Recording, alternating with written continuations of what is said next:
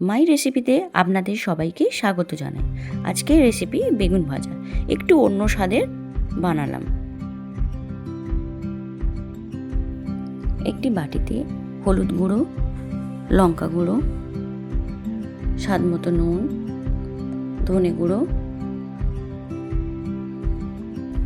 একটু চাট মশলা ও জল দিয়ে ভালোভাবে মিশ্রণটা গুলে নিলাম। এবার গোল গোল করে কেটে রাখা বেগুনগুলো ওই মিশ্রণে কোটিং করে ভালোভাবে ভেজে নেব।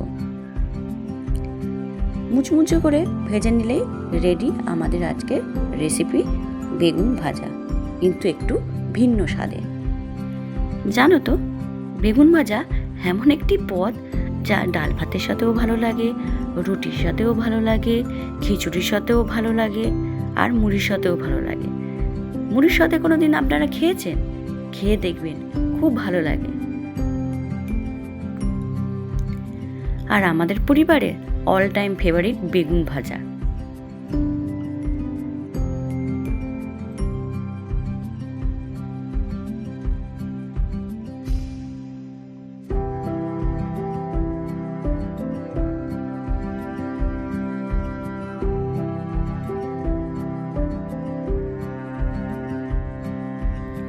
এইভাবে আপনারা বাড়িতে বেগুন ভাজা বানান, নিজেরা খান এবং পরিবারের সদস্যদের খাওয়ান।